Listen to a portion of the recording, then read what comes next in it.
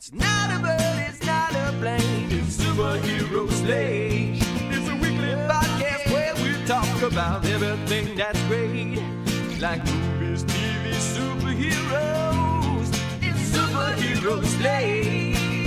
Oh, yeah. Hello, everyone, and welcome to Superhero Slate, the show where we run down the latest superhero entertainment news. We love televisions, movie theaters, and superheroes, so let's talk it all out. My name is Chris. And my name is Mike. And this week, James Gunn announces the next Superman movie. And in typical Threads post fashion, he loves Threads, man. yeah, I saw it on Instagram, so I'll give him a little credit for cross sharing, I guess, using the the Meta ecosystem for that. And we've got some more images and stuff like that we'll talk about in the show, and those are in our show notes. Doomsday Drama gets debunked. I love good alliteration, Mike. It just rolls off the tongue so well. But we're going to talk about some... this is like... When we talk about articles that do things for clickbait, right? Like, we do our best to avoid any clickbait articles. We do the best to report, like, news and facts. This was like one of the most clickbaity articles I've seen in the past month. That was so bad that even the official sources had to come out and be like, "This is dumb. Like, this isn't even real." So we'll talk about that towards the end of the show. Video game adaptations are all the rage. We've got 4-5 video game topics at the top of the show here to talk about, which happens quarterly. I'd say once a quarter we get a lot of these all at once in the same week. So. A little bit of fun and more. We are deep cleaning the house this weekend, Chris. That's what I did. Well, I'm curious if maybe you've made this observation too. Then we have this like little electric cleaning brush that we picked up at Costco a few months back.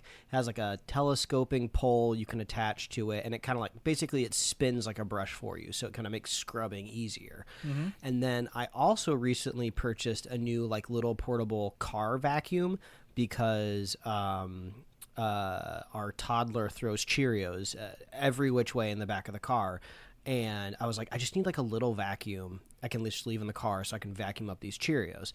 And then I started to realize I had this brand called Fantic that makes a lot of electronics. They all seem to be making the exact same thing that does different things.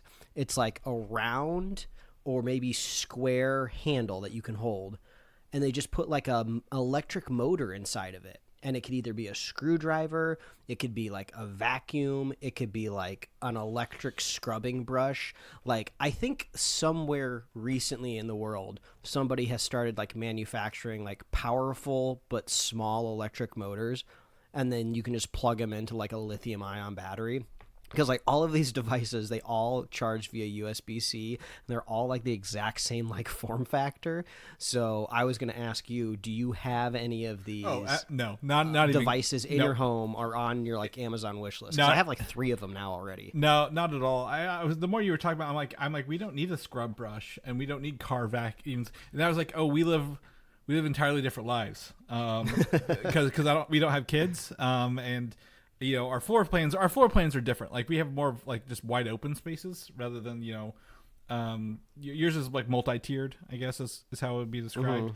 Mm-hmm. Yeah, and I was like, we don't need small brushes. We usually get out the big vacuum or let the robot vacuums clean the floor, and we'll, mop the floors, and we don't really have the. Then I was like, well, but Mike's probably got spills and, children, messes children make way more than I do. Along the way, so I was like, no, I don't have any of these things at all. But I have something similar. I have something similar, like because I have a Ryobi weed eater, and you can take the weed eater attachment off and put the blower attachment on, and then I can take it off and put the hedge trimmer attachment on. So it's just a metal square rod that just rotates, and then it drives all the functions of that using the Ryobi battery.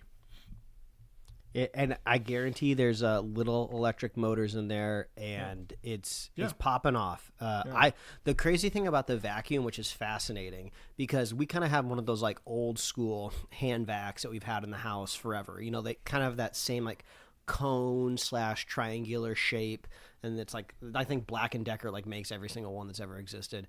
It has like the little handle coming off the side. It has like this weird pedestal that you charge it on. Every time I've used that, I've noticed, it blows air out of the back of it, because that's how a vacuum works. Like, it's got to suck in one end and blow out the other end, right? And it's always really annoying. But like this vacuum, this new one that I bought, this handheld one, was just like, let's turn that blowing part into a feature. So they gave you like just like little tips that you can put on the reverse end of it, so to turn it into like a little air compressor, so you can like blow stuff like off your keyboard and stuff like that, or out of like your cup holders in your car, and then you can like vacuum it up. Well, it's genius. It's genius is all I'm trying to say. Like, so I'm super into like all of these types of devices. I have at least like 3 rechargeable like electric screwdrivers on my Amazon wish list right now. Like one like heavy duty one that could like kind of replace your power drill for most uses, and then one for like tiny screws, so like when you're fixing like electronics and stuff. I've got one of those. So it's a rectangular case, and you push it in and eject it out, and the way the screwdriver sits in the case, its USB port is facing outwards. See, you do own one of these things, Chris. What you're describing is exactly what I'm talking about. It's great in ideas. It hasn't served me well practically yet, but I do love. It's got magnetized tips, and nothing gets me hotter when I'm working on things at home, Mike, than having a magnetized like screwdriver bit or something, so I don't have to hold the screw with one hand and then try to start it with the other, because that can just get you annoyed real fast, especially working on electronics, like dropping screws and things like. I've got my beta player torn apart trying to replace an idler wheel on it, and I'm like, thank God for magnetic screwdrivers, because I would flip a table if I dropped a screw down this thing and never saw it again for that. But yeah, I mean that's you know, I agree with you. It's kind of like that. It's funny because I think I have everything you have, like on larger scales. Like you mentioned, like we have a shop vac. I don't know if you have a shop vac or not. I don't think you do offhand. But we do, but we inherited it somewhat recently. So no one buys it. No one buys a shop vac. They're only given. They're only handed down. But it has that thing where ours has like thing where you can turn it on from like suck to blow, if you will. You know, kind of like what she said yet again with that. So it's fun. It's being adults. It's fall. I was telling Mike, you know, it's 70. I said 75. It's 73 here, and I was sitting outside. On our table eating lunch, and I had like my phone, I had my Steam Deck in case I wanted to play something. I didn't. I thought I would. No one plays games outside in the sun. Oh, what the hell was I thinking with this thing? I think you're describing most way people interact with their Steam Deck. And it's just like the Steam library. They want to buy the games, they want to own the Steam Deck, but they never want to play the games or use the Steam Deck. I like playing it, but I'm not. I mean, I guess the thing is, I like viewing it, but like it's not built for outside. Like, you know, everyone's like, oh, I get the OLED screens on the new ones so you can see it outside. I'm not playing this stuff outside. Like, I know better. I don't want to see myself in the screen when I'm playing on this. So I had a great idea, but it was so nice to just sit out there and do that, because I have spent. I'm gonna give myself a shout here, Mike, because I've spent all week redoing our website to help solve we had to update the back end. It was crashing, so I decided to take it on myself rather than get a theme like I told Mike I was going to do. And I took our release pages to the next level, Mike. I'm very happy with our end result. That we always talk about our movie and TV release pages. It's on our website. I've updated it to include a list of posters for all the upcoming movies, and then a filter for all the past releases, because I assume no one's coming to look at our thing and look at the historical releases. We always want to know what's coming up, not what came out in the past. But they're all there. They have posters. You can do a list view if you want to quickly take a look at it. One of the cool things that we always talk about, Mike, how many ads are on our website, Mike? Zero. And it's very... How many pop-ups? Zero. So you can get in here, check it out as fast as you want. I will be adding things historically. All the past releases are mostly there.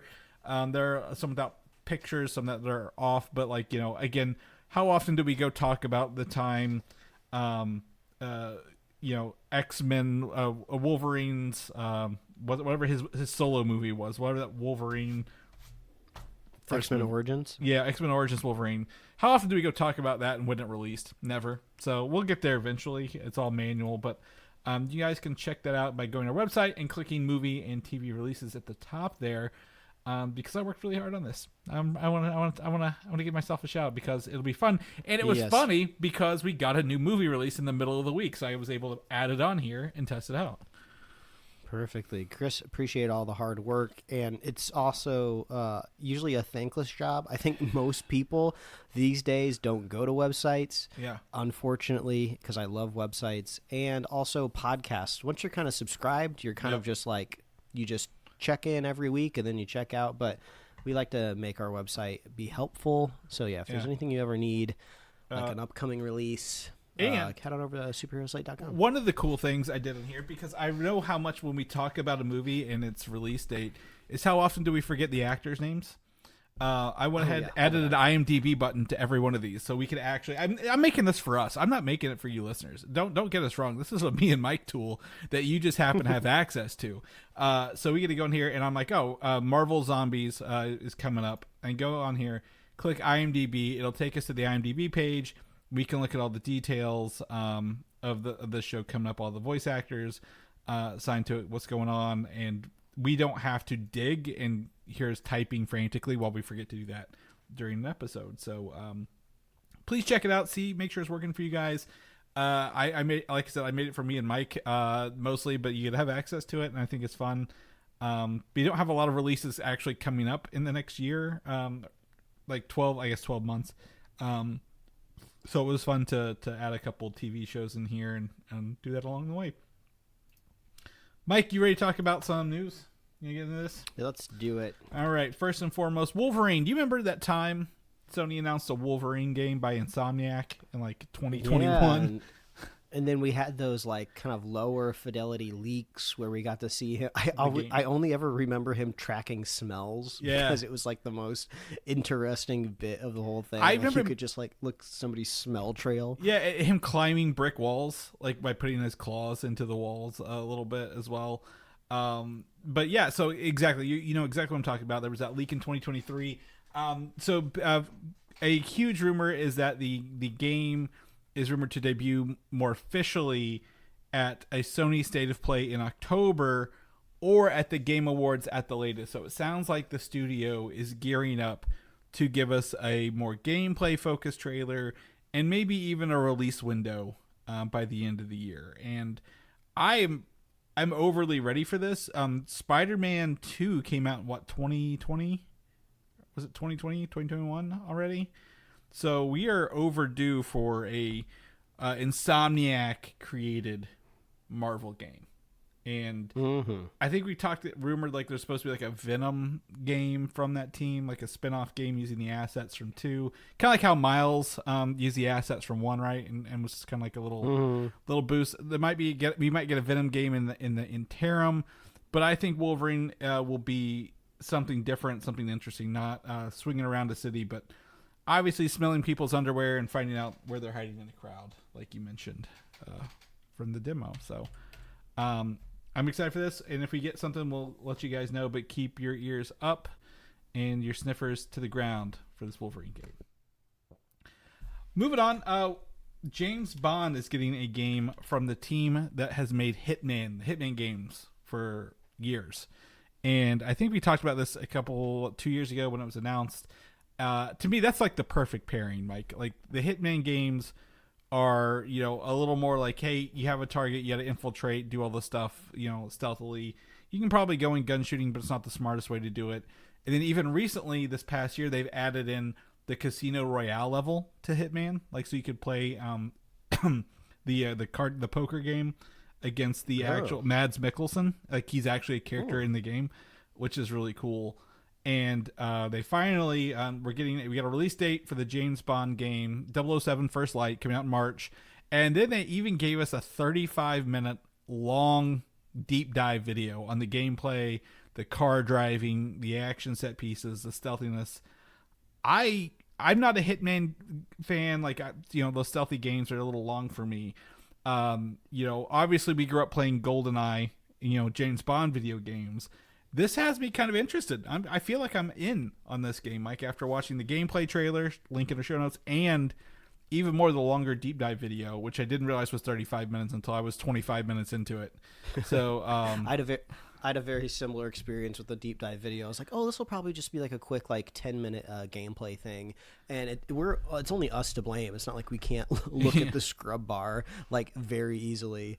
But the whole time I was watching it, I was like, oh, this just feels like Hitman. And I was like, I don't know if that's good or bad. And then when you're telling me it's from the Hitman team, I'm like, oh, this makes a ton of sense. I've never played Hitman myself, but I've seen people stream it, and I've watched some playthroughs of it. And I just find it very interesting to watch because I'm very much a stealth game person, which is kind of weird saying that. And also I've never played a Hitman game. It just seems like the master of stealth and patience and waiting. But one thing I did notice when I was watching this playthrough, unlike Hitman, you're trying to go totally unnoticed. You're dressing up as a bellhop or a waiter, or something like that.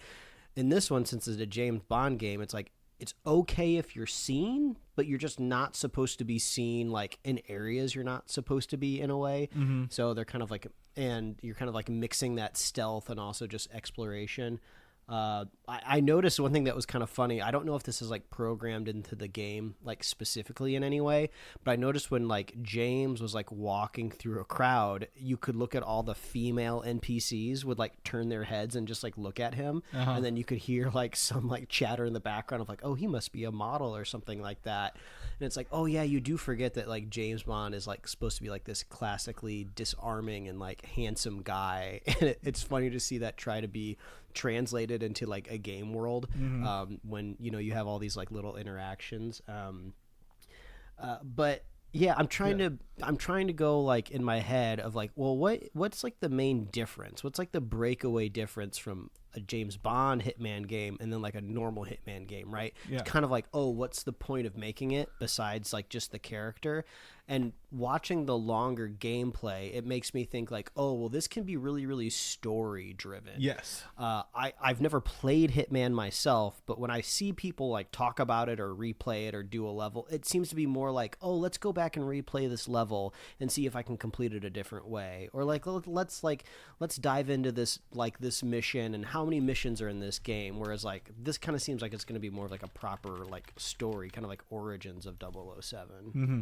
Yeah, absolutely. And I think that's the thing. The thing with me, Hitman, the times I played it, feels like it's very here's a level and a puzzle, solve it, and then you extract kind of thing, right? Kill this person, get out. And Bond is well, this story has to connect to this story, connect the whole time. He's on a larger scale mission. Maybe he's not killing people. Maybe he's getting information. Obviously, Hitman probably has gadgets. I like the James Bond gadgets. I couldn't get a sense of era. This seems modern, but maybe it's not supposed to be exactly modern either. Could you get a vibe on an era here? It feels like a indescript modern. Oh, that's a good. Well, when he's at the security checkpoint, there seems to be some sort of robust technology that scans. So I think it is supposed to. Oh, be and modern. He does pull a cell phone out of a trash can. In one of them. So yeah, I think you're right. But yeah, I really I think the story is there, the conversations, because Hitman, you are essentially Agent 47, a faceless, nameless person who does talk, but you don't know who he is. And in this one, James Bond is obviously shaken, not stirred, right? You know who he is, you know what he likes. People know his name. He gives you his name, right? That's I think some of the differences. He doesn't come up with fake names that I've seen in this so far. But I mean, I said, I'm not a stealth gameplay person, but I think tag the right IP onto it, and I'm on board for this game. And I don't know if I mentioned this or if you mentioned it's a prequel to him. This is him earning his 007 number, right? So I know we kind of got was it Casino Royale, a brief hint of him, he just got his License to Kill in that movie, I think. So this is a good first prequel without any of the baggage. So I'd like to see a game world run parallel to the upcoming movies that they'll be working on. So absolutely, absolutely think it'll be a good time. And it's coming out March of 2026. So that's a good. I'm thankful it's not falling in like that fall holiday game rush where everyone tries to put a game out for Christmas kind of thing. So looking forward to this. And you guys can check out all the videos, like I said, in our show notes. In other news, a movie that I couldn't tell you how they're going to do this. Call of Duty is getting a live action movie. It's in development at Paramount, which didn't they just merge with somebody? Skydance, right? Paramount. Skydance bought them. Or bought them, yeah. So they're announcing this Call of Duty movie. Probably I would say like a stock price play, if you will. Not really. Hey, we have a great idea to take everyone's favorite military shooter game and turn it into a movie. One of the things I did want to bring up, Call of Duty can mean many things. It started off as World War II games. There's a lot of World War II games. A lot of people know Modern Warfare and the newer versions with Warzone. They've also visited the Cold War era with the Black Ops stuff and some futuristic things. How is this going to be different than any modern war film, Mike? Like, if you told me that Chris Hemsworth movie, Extraction, was a Call of Duty movie, I'm like, hell yeah, it is. What makes Call of Duty stand out story-wise? Are you able to put your finger on it? I can't. I mean, I've played a handful of Call of Duty games. I wouldn't say like I'm a Call of Duty bro, but I always enjoy the campaigns that I played because they're fast paced. It's like you're playing a movie in a way. Financially, this makes sense, right? I think every studio is kind of seeing the green flag, the green light of go, go, go. These video game adaptations are making money. Yeah. So they don't even have to Mario and Minecraft. Mario and Minecraft did it in for us.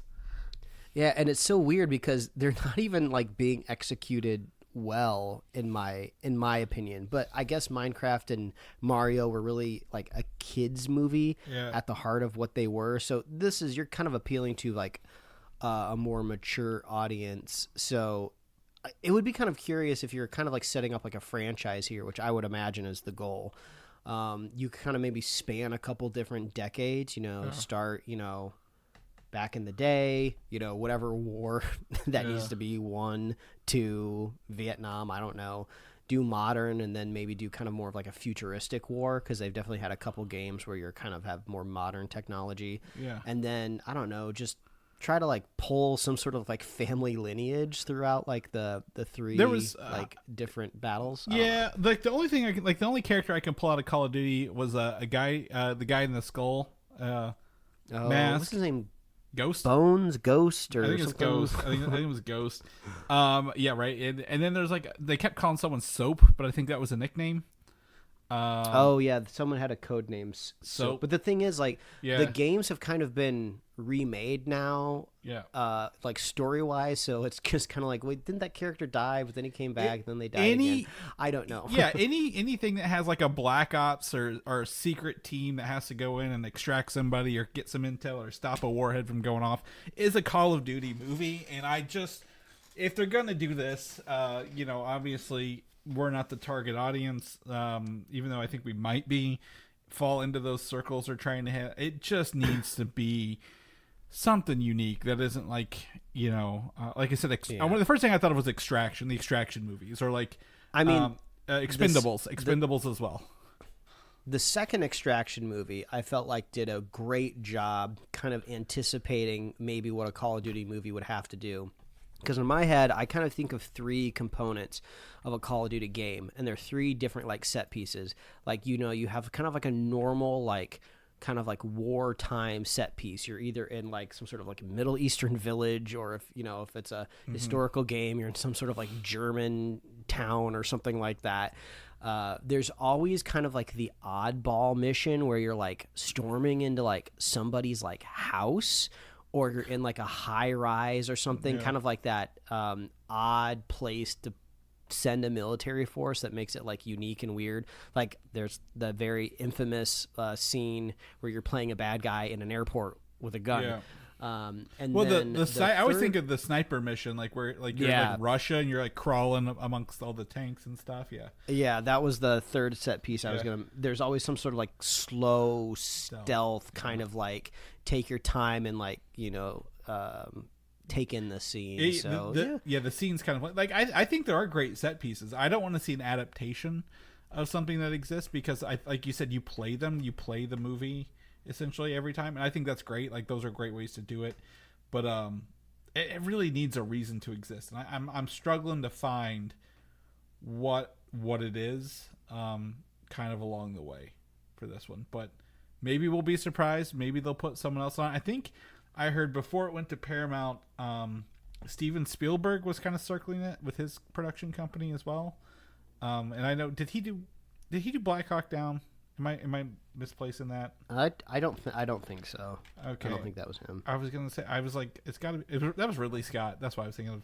I've been watching Alien Earth and talking about Ridley Scott, even though he's not in charge of that. But like, yeah. So like, there's tons of war movies. So just make it different. I think if you can figure out a way to make it stand out, that's the winner here. Now, if they did zombies like they do in all the Call of Duty, like the zombies mode, now that'd be something. A Call of Duty zombies thing. So, maybe they can have some fun with that. On the flip side, we've talked about this before in the past, and we thought it was dead, but Tomb Raider at Amazon has officially been greenlit. It's moving forward at Amazon, and it's been confirmed that Sophie Turner, you might know her from Game of Thrones, or as the Dark Phoenix herself, will play Lara Croft. Oh yeah, that's right. yeah. I made sure to put Dark Phoenix in here because I don't want people to forget that movie existed. And then Phoebe Waller-Bridge, who was writing and directing it, so she's a creator, writer, and executive producer. She's been working on it for several years. So this is the show she was working on is moving forward. They've also announced directors and showrunners, but I didn't know who they were, so I didn't put them in here. But this is, I'm surprised they're not returning back to cinema after the last Tomb Raider movie with Alicia Vikander, but it's fine, I guess. Yeah, they did. That was a movie. Yeah. I totally wiped that off the existence of my brain. Yeah. A lot of Tomb Raider games have come back. They've remastered, I think, the first 6.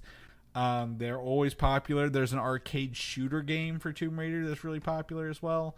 So I don't think the IP is slowing down, but I don't know if Sophie Turner has the charisma to pull off Lara Croft from the 2 things I've seen her in. Any thoughts? Anything? I mean, I know you're just thinking about triangle boobies from the 90s, Mike, when you think Tomb Raider. So I know where your head's at.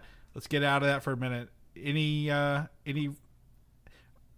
What's it's not a red flag, it's not a green flag. What's the flag down the middle where you're just like, I'm ambivalent?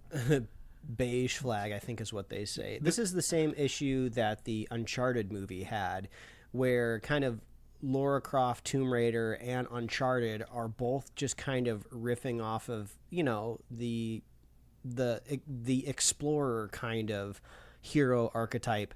And the reason that games are so effective is because you finally get to become the hero. You get to control and experience it, as opposed to all the movies that the games, take influence from. So when you kind of like go back in the other direction with the IP, it's like, okay, well, you're just kind of now making a movie that the games were already inspired by. So it's a bit of an uphill battle. Mm-hmm. It makes me think of the sequel to Ghosts of Tsushima comes out next month, and I'm very excited for it. And we mentioned on the show a long time ago that was getting turned into a movie. And Ghost of Tsushima is so insanely heavily influenced by Kurosawa films. It's basically saying like, oh, we're giving a director a chance to make a Kurosawa movie with an IP from a video game. Yeah. So, but I wouldn't expect anyone born in the 2000s to know what a Kurosawa film is, though. Well, yeah, that's true. But also, you got like, since all of these films are so influential with everything that we watch and play, you really have to find a way to like, how do we make this new and original now? Right. No, I agree. I think it's interesting. Lara Croft has Tomb Raider itself. The games have gone through iterations. Oversaturation to a rebirth over at Square Enix, and it's still kind of going forward. So I just, again, if they're going to do this as a series, it needs to be pretty good and not tread the same things that they did with the other ones, right? Like Angelina Jolie movie, everybody remembers those. nobody, like you said, nobody remembers the other one, the reboot thing. But like, how do you make these stand off in a world of like, essentially these were all Indiana Jones ripoffs, right? Like, how do you make an Indiana Jones movie a modern one with all this stuff here? So I'm not a red flag, not a green flag, just like you mentioned, a beige flag down the middle.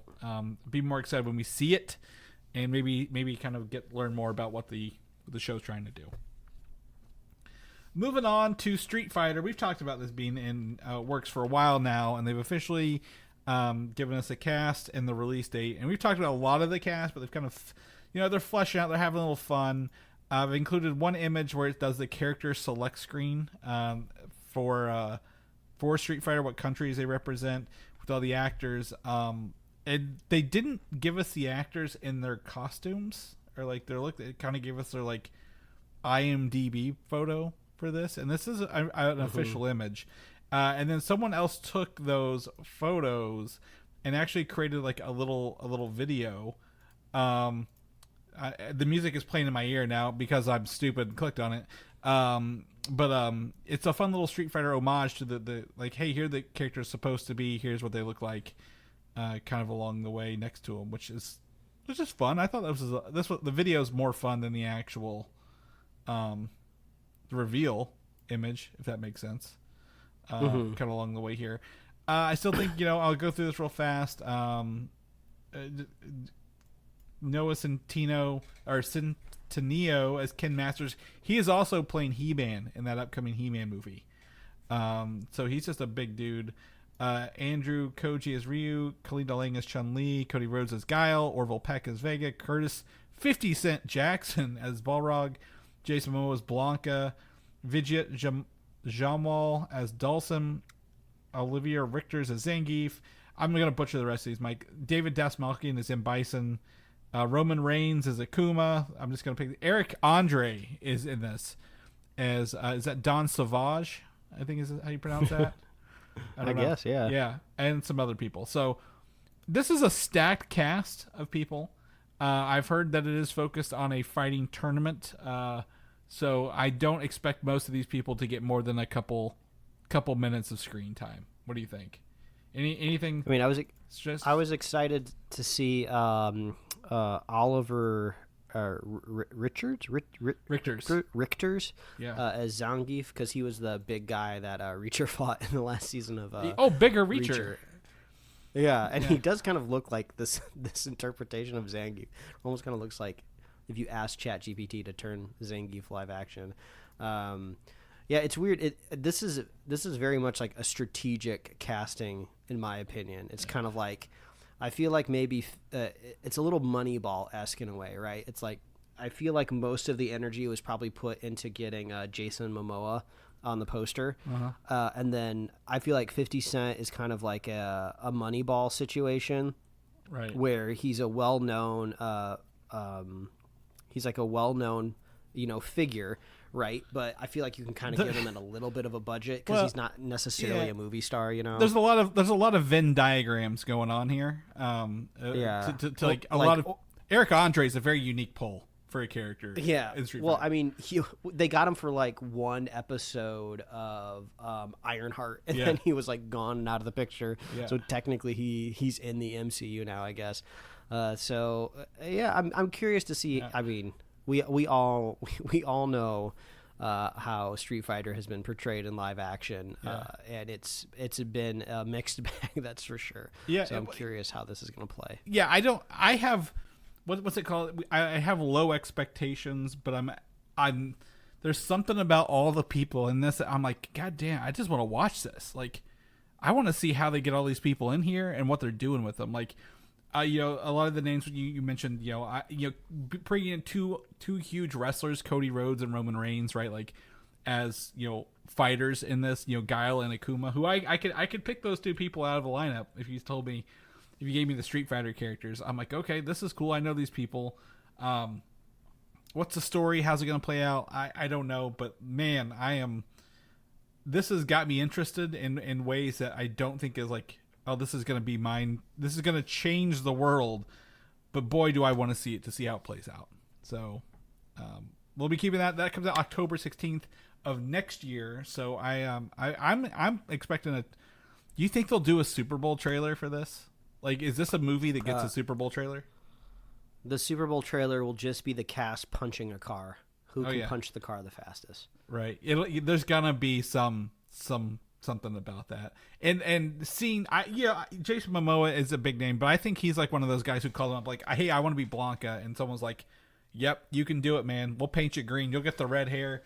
You can act like a weird animal on set. We got you. I feel like he just lost his agent's phone number, and he's just like, oh, I'll just call the studio and directors.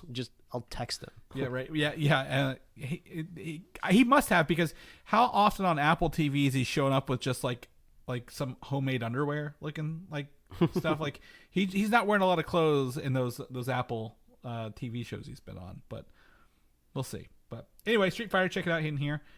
Now we can actually get into the superhero stuff. Dynamic Duo. Do you remember the Dynamic Duo movie that we've talked about? The half claymation puppets, whatever they're going to do with it. Yeah. Mm-hmm. So they've officially announced that Scott Neustadter and Michael H. Weber are writing the script, and they are the duo who previously wrote 500 Days of Summer and The Disaster Artist. So that's an interesting pull. It makes me think, since Gunn is a man who likes to, hire his friends in a way, I feel like maybe he must know them on some level, because what a strange pull. I wouldn't say these movies weren't successful in any way. I'm sure the screenplays are great, but interesting. Well, that's all I'll say. I will tell you, knowing these movies, they're definitely like, it's not melancholy it's not the word I'd use, but like they're funny and there are happy moments, but there's also like weighty moments in both of them as well. Like, I'm not a huge fan of 500 Days of Summer. I think it just takes the wind out of your goddamn sails when you watch this thing.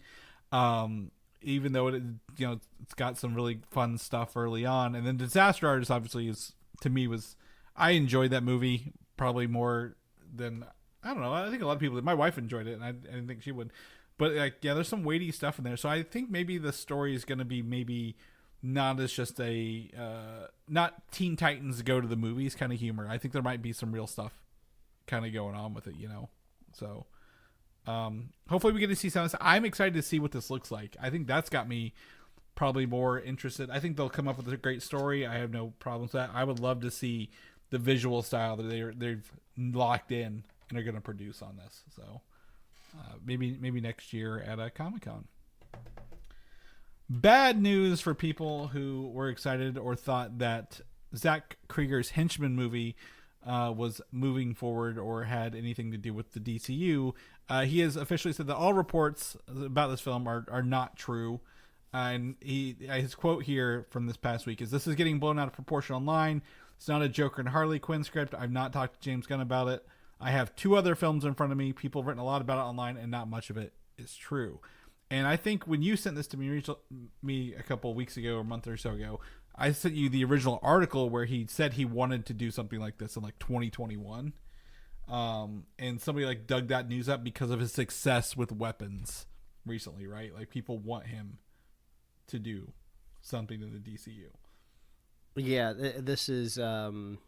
This just reminds me I need to get around to watching Weapons. I don't think it's not on home release yet, so you're good. Well, but luckily, I feel like the algorithm wave has finally died down to where I can kind of safely scroll through social media, and I don't have to worry about getting the movie spoiled. But if I wait too long, people will just be too emboldened to share twists and turns of the movie. His one before Weapons, Barbarian, was great, and this is just one of those like directors that's just like, oh, they're just really good at their job, so obviously anyone would want to scoop them up. The more interesting story related to him was apparently Jordan Peele's production company. Yeah, I was gonna say Monkey Paw was trying to get Weapons, Monkey and Paw? his managers or something like just passed on it, and he was like so furious he fired them. Well, it wasn't that he passed on it. It's actually the representation for both him, and they also represented Krieger and gave Krieger priority on the project is what happened. So he fired the people, his representation. So I was reading about it more like when I saw this article, like like yeah, Jordan Peele, like yeah, he's like no, you can't. He didn't say anything, but it was a little more about like what loyalty to him kind of thing. It's like not like he was mad about it. Like he's not mad at Zach Krieger. He was mad at the people on his own team not giving him the things he wanted, I guess.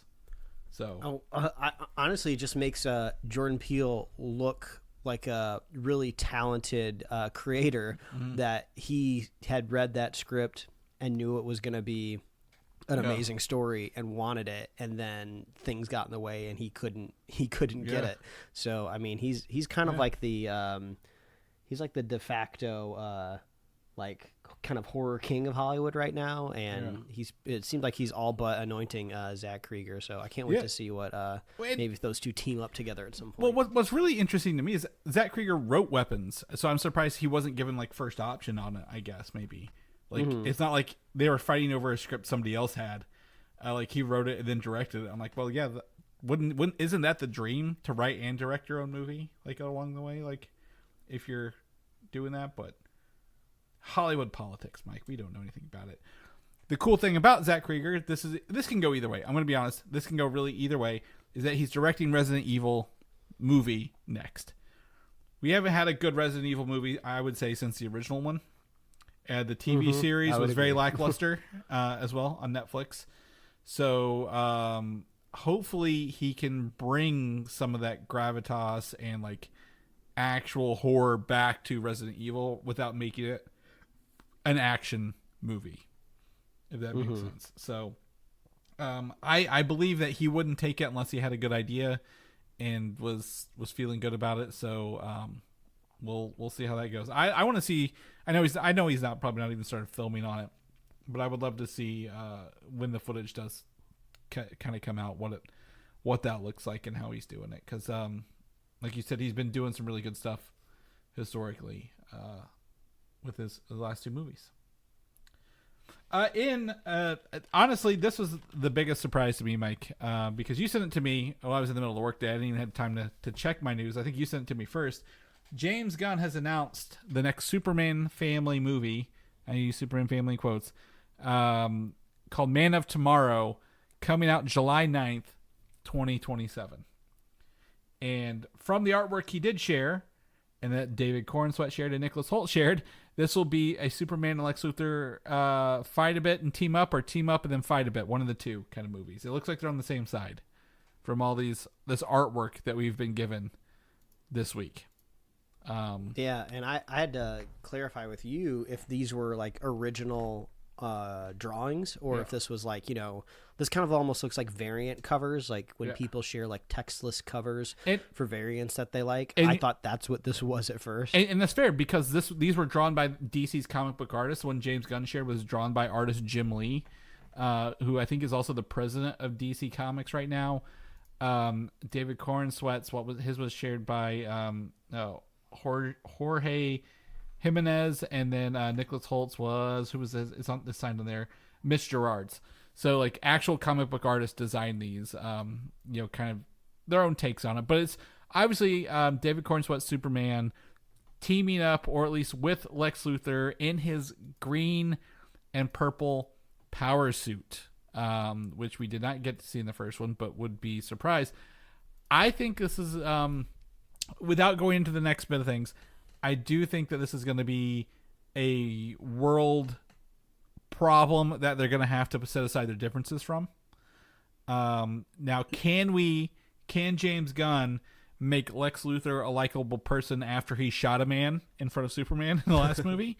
That's true. He did do that. But someone else online did bring up a good point. How fast did he turn Nebula from a dark, murderous villain into, I wouldn't say fast into a hero, but like brought her over to the other side through some redeemable arcs, right? Yeah, it makes you wonder, like, what kind of threat are they going to be facing where he's going to need to bring in Lex. It makes me think that there's got to be some sort of technology or information, which makes me start to lean towards like Brainiac type of deal. I could see like Lex being helpful in that situation. I mean, the first thing I thought of when I saw the date was like, oh, we just talked about this on the show, about how the first all of the appearances, I think almost all the appearances of Robert Downey Jr. as Iron Man were almost always like 2 years apart. We never had to go too long without seeing Robert Downey Jr. back in the suit again. So it seems like this is similar with David Cornsweet. I mean, he could, make a cameo in Supergirl. That's very much possible, but he's not supposed to. I don't think he's like billed in the movie. Do you think he will make an appearance in Peacemaker? I mean, maybe. We don't really have it here in the notes, but Gunn did say that Peacemaker Season 2 is very much a prequel to Man of Tomorrow. Yeah, so I was hoping to get to that maybe closer towards the end of the series. Like, how do we see this as like a prequel to, at least the DCU, like proper? Because there is Supergirl next and Clayface next, like currently filming. Aaron Pierre, who will go on to play Jon Stewart in Lanterns, confirmed his involvement on James Gunn's post by saying that he was in. So it sounds like, the Justice Gang will be there. This is maybe not necessarily a Justice League or Justice Gang movie, but like I imagine the ancillary characters will also get more time to shine in this movie. Yeah, and I think we just have to roll right into this next bullet point because I'm really curious, like whose movie is this, right? Because when you first saw the title, like you thought, well, Gunn said he hates subtitles of movies. Yeah. And we were almost positive that the next Superman movie would be Superman 2. Apparently, he confirmed or had to go and confirm because I guess he thought everyone was going to know exactly what he meant when he announced this. He was like, oh, no, this isn't the next Superman movie. This is something different. We're like, wait, what are you talking about? What movie is this? Yeah, so he did say that it's not called Superman Man of Tomorrow. It is just Man of Tomorrow, which it gives ambiguity to Superman or Lex Luthor being considered the Man of Tomorrow, right? Like, one of the things, I just downloaded all of the Super Friends shows from the 70s. This weekend, Mike. You remember, like, the with the Masters of Evil or whatever they were called, in their little Darth Vader fortress, and Lex Luthor was in like all these doing this stuff. But like later in the comics, remember how Lex Luthor becomes like the president of like the United States? Like he does it. Like, do you think that he might use this opportunity, whatever the threat is, to push himself? Like, I am tomorrow. I will be leading the country to keep you safe or whatever. And like maybe this is a launch pad into the third movie where Lex is in charge of more than just, a building in Metropolis, if you will. I mean, it could be. I mean, my biggest kind of pet peeve of the Superman movie was how kind of like these global geopolitical machinations were kind of just not really treated with a lot of respect's not the right word, but it's like kind of just like glossed over of just kind of like the world of 2025, we're in such different place that you can't really make the same type of movie that you could have made in the 90s where like, oh, heroes always so easily prevail, and then of course the Fox News is going to go on TV and apologize. Like that's just not the world we live in anymore. Right. So I would like him to stay away from politics because I just don't want to be seen it like treated like that. Yeah, I think by movies. 2029 though it could be, if that's when they get to the third one. Maybe. I think the marketing department is going to do everything in their power to get him to change the title of this. Like a colon, something, anything.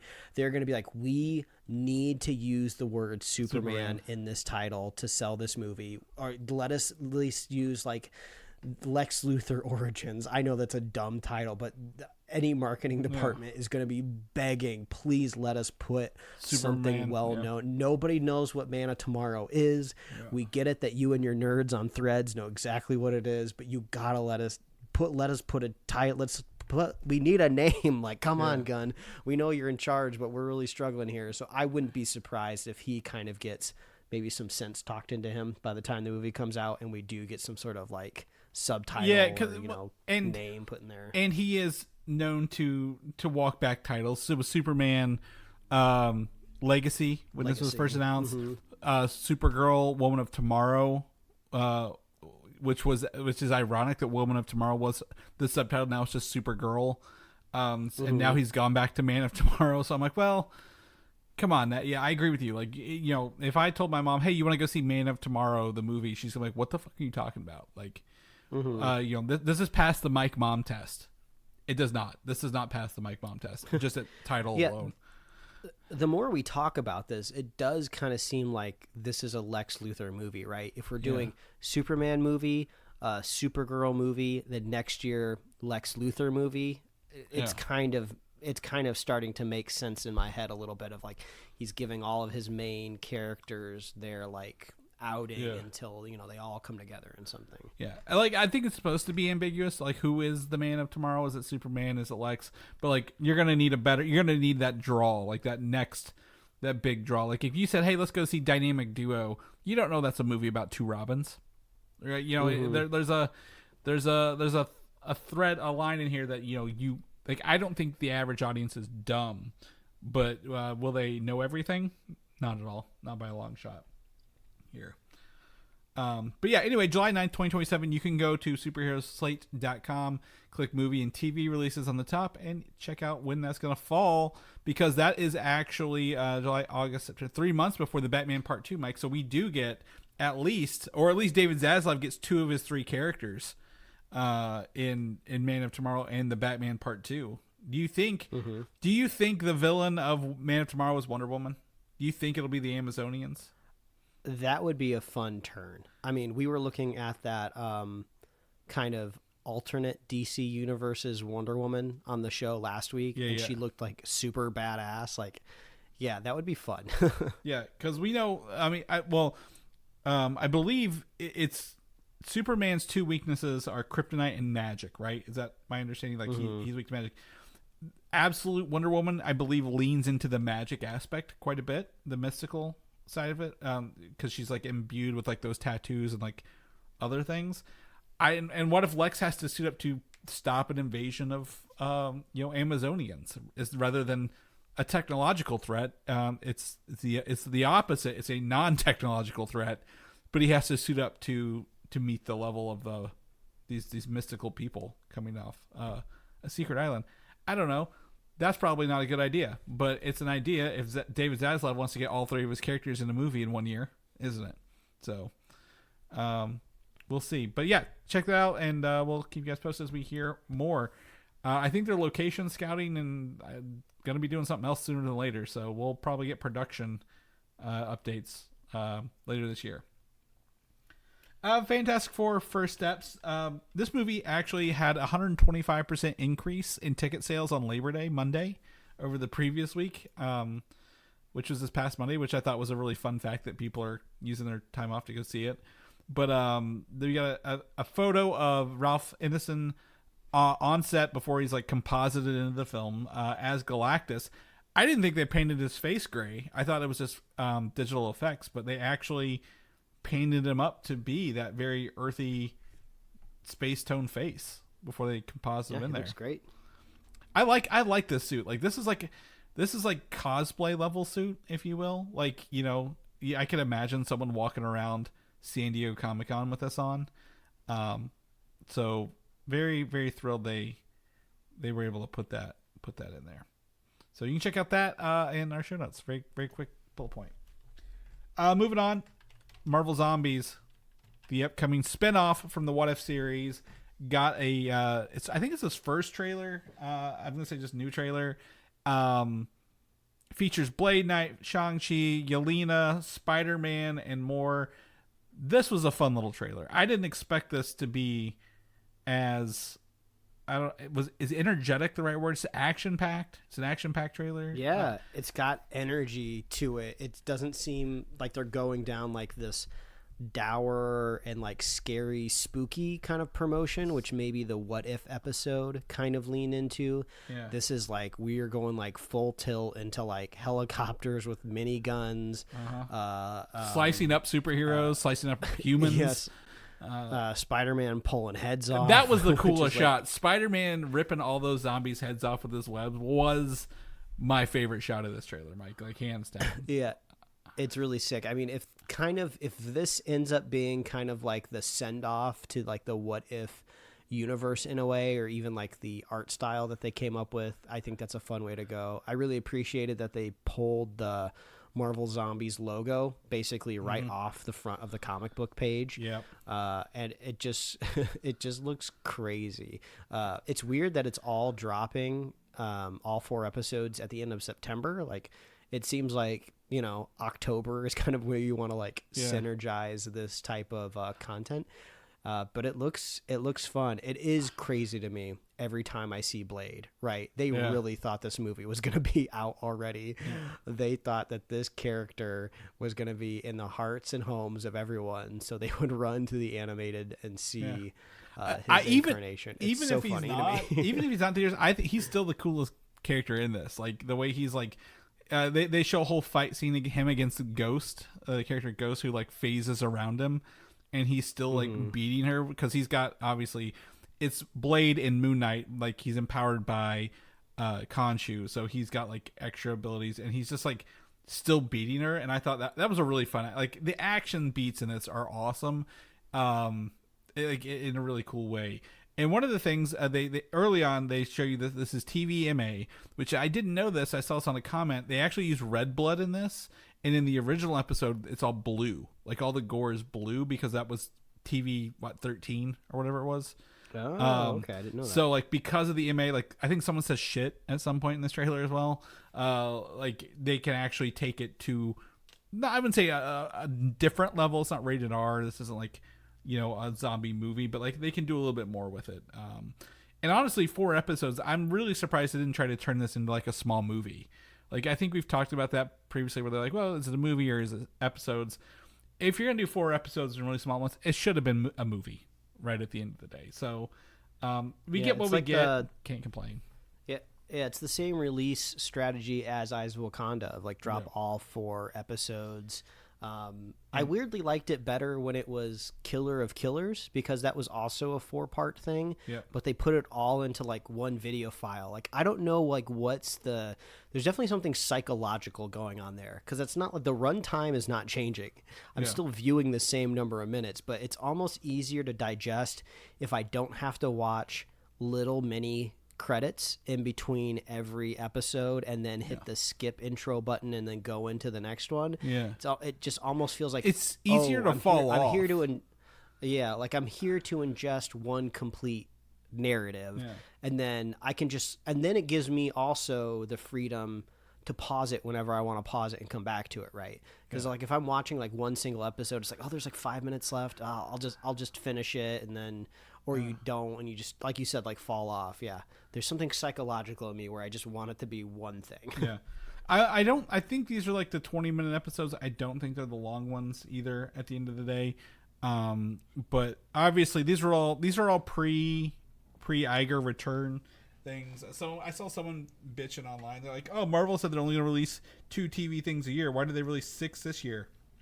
Well, these are all things that are like on the back burner that need to get out. So we can't wait, 6 years to do these. So I think this and then Wonder Man are the last 2 things for the year. Wonder Man being the live action.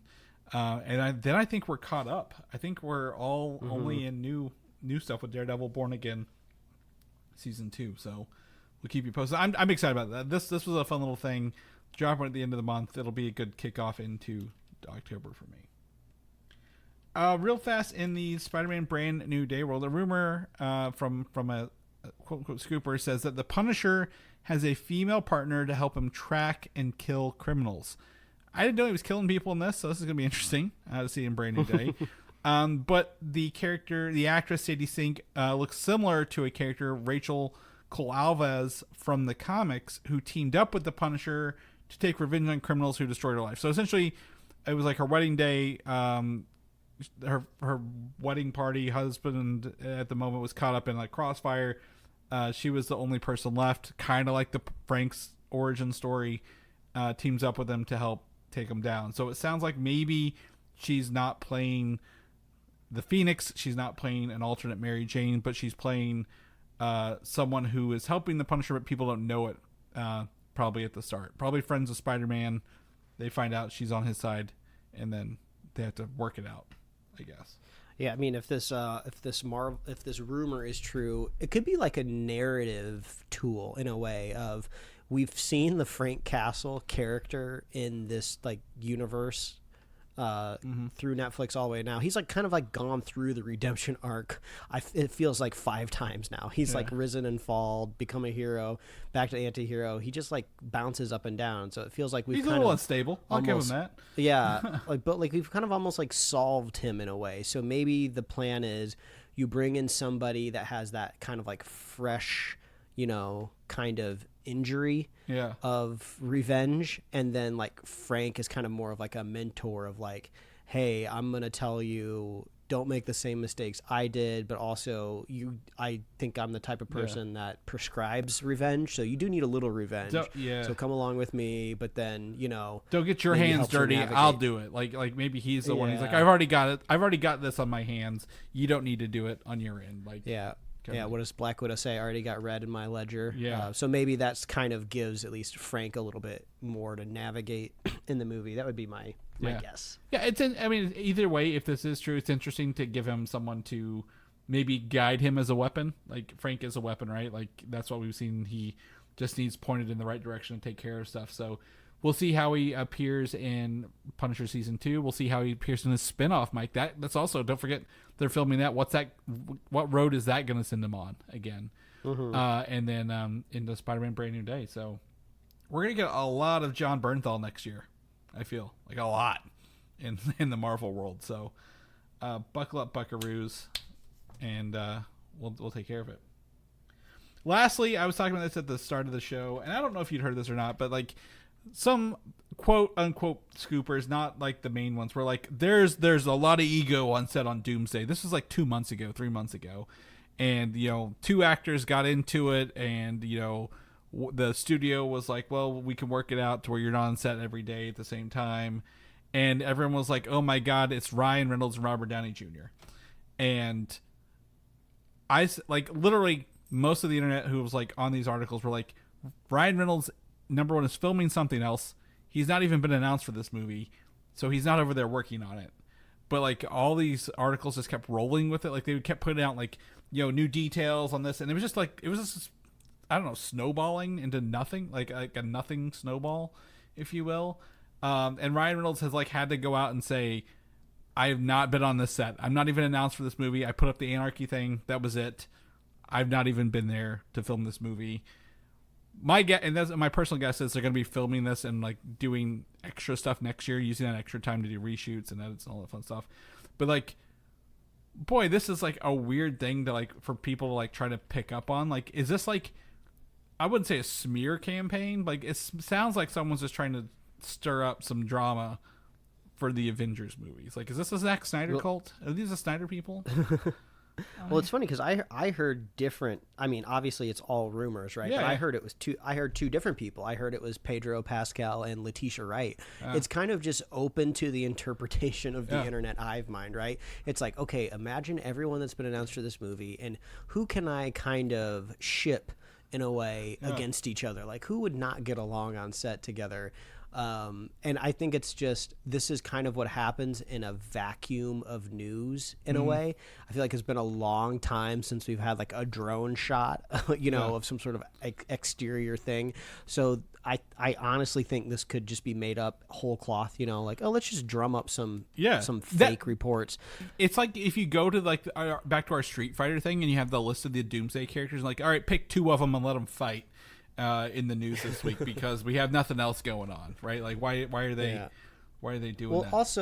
Also too, it doesn't help that we get like kind of more legitimate news headlines of like, oh, the Russo brothers finally finished like the 3rd act of the movie, and then they just moved everything to like London from Georgia. So it just doesn't seem like the movie and the Marvel universe right now is just on stable ground to begin with. So it's kind of just, it's really easy to pick apart, and there's just people out there kind of ready to jump on it, Well, it's clickbait. I would say it's clickbait too. Like, you just make it up and like, oh, if I'm getting clicks, I'm getting my ad money. Who cares if it's real? It's like, we can even say this is a rumor, and that protects us from everything else along the way.